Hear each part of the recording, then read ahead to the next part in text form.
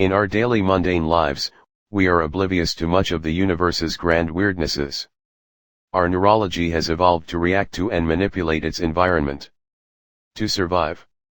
Our minds and our intellect are forever separate and silent witness to the universe. Many of science's grandest and profound discoveries go against all those billions of years of evolutionary programming. On the surface, they do not make colloquial sense. Our sense, which is a product of a long line of evolutionary winners, the ones that manage to survive to breeding age. Each and every one of us is the product of a very long unbroken line of winners. The universe has no obligation to make sense. The advanced science of the last century began to shed light on some of the more intriguing and profoundly bizarre physical characteristics of the cosmos. It is one of these counterintuitive bizarre physical characteristics that can, if not destroy the old argument that the universe is too big for extraterrestrials to get here, it will put a huge kink in it. We all have heard about light speed. It is an old staple in TV and movies. The true implications of special relativity on what happens at light speed are not usually discussed with any actual substance on TV shows or documentaries. For some people, my explanation and supposition will be a new interpretation. We must consider several aspects of Albert Einstein's magnum opus, special relativity. Note, the following is an important part to understand to follow my suppositions later on. One of the bizarre characteristics is what is called time dilation. A good example that some people have heard of is called the twin paradox. Embracing the twin paradox is an important first step as you dip your toe into the non-intuitive world of special relativity. If you dig a little deeper into the links given here, and show a little determination, hopefully, you'll begin to be more comfortable that Einstein really was right. One must be very careful. The relativity in the theory's name comes from the absolute core premise of Einstein's idea, which is that nothing is absolute. If you are standing on a train platform and a train whizzes by, you would say that a person on the train is moving. On the other hand, a person sitting on the train would say that he is stationary and that you are moving. Relativity says that both of you are right. Who is moving and who is stationary is just a matter of perspective, and the laws of physics must work equally well for both people. But this raises a conundrum when applied to the question of moving clocks. How can moving clocks tick more slowly than stationary ones if the question of who is moving is a matter of opinion? If I can say you are moving and your clock is slow, and if you can say I am moving and my clock is slow, something is inconsistent. This long-standing question about special relativity is called the twin paradox. Suppose one in a set of twins sets off in a spaceship, travels to a distant star and then returns. On both legs of the trip, he accelerates to high velocity and then coasts for most of the journey. According to the moving clocks tick slower premise, the twin who stays on Earth will have experienced one duration, while the traveling twin will have experienced another, slower duration. The spacefaring twin will return to Earth younger than his homebody brother. But wait, says the traveling twin, according to my definition, I was just sitting there on my stationary spaceship while the Earth zoomed away from me and then zoomed back. By all rights, Earth twin should be younger. The solution to this seeming paradox has to do with the idea of a reference frame, which is central to special relativity. Reference frame is just a fancy term that means the world according to me, putting each person at the center of his or her universe. All inertial observers, those who don't experience any acceleration, will agree that the homebody never changed his reference frame. He just sat there. Similarly, all observers will agree that the traveler lived in two reference frames, one moving away from Earth and one returning. Any third observer coasting through space will see that the homebody's velocity doesn't change while the traveler's velocity does. The law of relativity takes the traveler's two reference frames into account. Thus the so-called paradox isn't really a paradox. While the question of who is moving is a matter of opinion, the question of who has experienced two reference frames is not. This is not just unfounded claims, it has been proven way back in 1971. In 1971, American physicists Joseph Hafele and Richard Keating verified time dilation at low relative velocities by flying extremely accurate atomic clocks around the Earth on commercial aircraft. They measured elapsed time to an accuracy of a few nanoseconds and compared it with the time measured by clocks left behind. Hafele and Keating's results were within experimental uncertainties of the predictions of relativity. If in the twins paradox one twin zooms off in a rocket at 90% of the speed of light, time on the spaceship would be running 44% as fast as his twins on Earth. If the spaceship kicked it into overdrive and traveled at 99.9% of light, the brothers' clock on the spaceship would be running at 4.5% as fast as the Earthbound one now.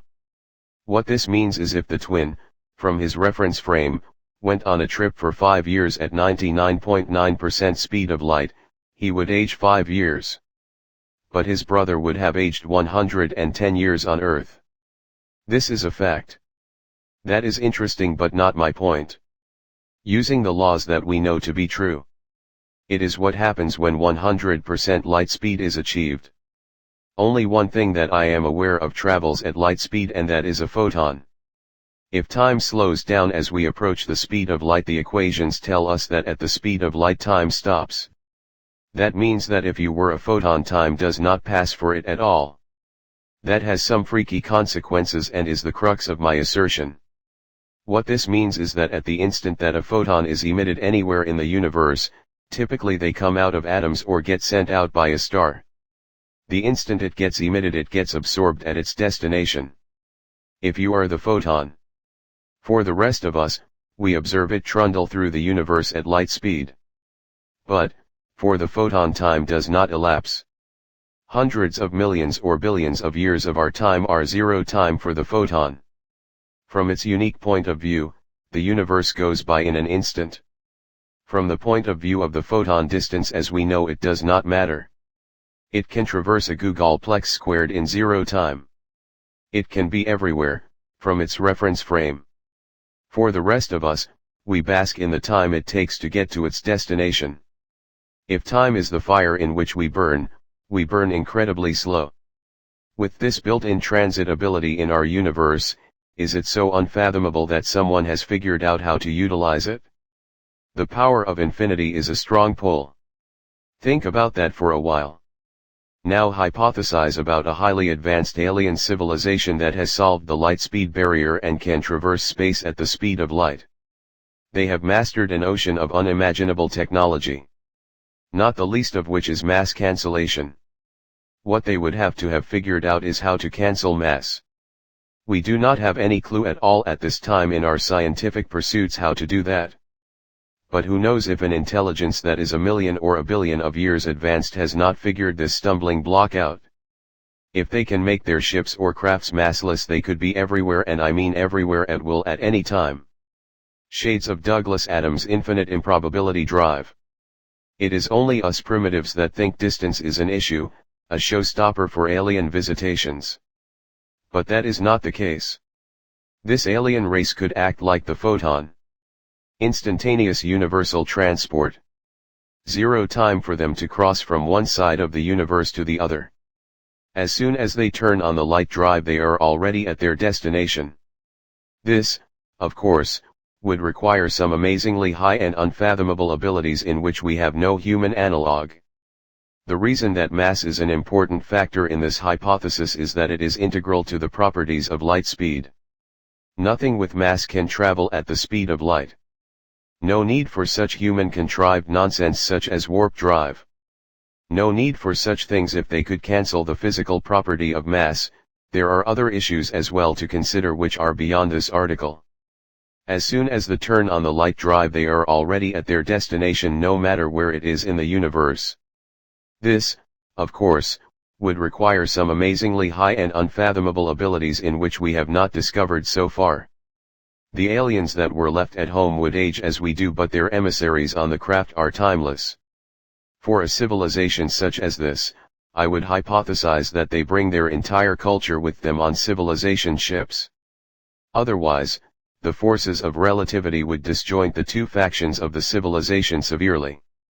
Makes sense to bring them all with you to keep the temporal differential to an absolute minimum.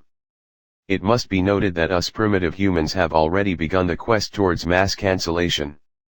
It is startling to ponder that we newcomers to the pantheon of galactic intelligences have already had an inkling, a beginning success, a baby step, a beachhead in our sciences. Our cutting-edge scientific frontiers have identified and have been able to quantitatively gather information on what is referred to as the Higgs boson. This tiny elusive subatomic particle is believed to a high degree of certainty to be the harbinger of all mass in the universe. It and its corresponding Higgs field is the reason and method the universe uses to create the phenomena of mass. We can see it using billions of dollars of technology in infinitesimally small slices of time. We are nowhere anywhere near being hands-on with it at all. But if we hairy primates even can fathom it, it must not be that difficult in the grand scheme of things. I get tired of the same old rhetoric that spouts such unfounded certainty in ufology. We must open our minds to unconventional thoughts. No one knows what is possible in the universe. Our knowledge is woefully incomplete. I do not know, of course, if any of this supposition is true or not. We must have this type of intelligent dialogue or ufology will fall stagnant and be taken over by the UFO lunatic fringe. I wish that part of the human condition that is in each and every one of us contained the drive towards logical truths. It has manifested in many of us, but not nearly enough. The real and verifiable universe is more fascinating, wondrous, and awe-inspiring than we can handle. No need to play make-believe with ufology. The most beautiful experience we can have is the mysterious. It is the fundamental emotion that stands at the cradle of true art and true science. Whoever does not know it and can no longer wonder, no longer marvel is as good as dead, and his eyes are dimmed. Albert Einstein, The World as I See It, 1930.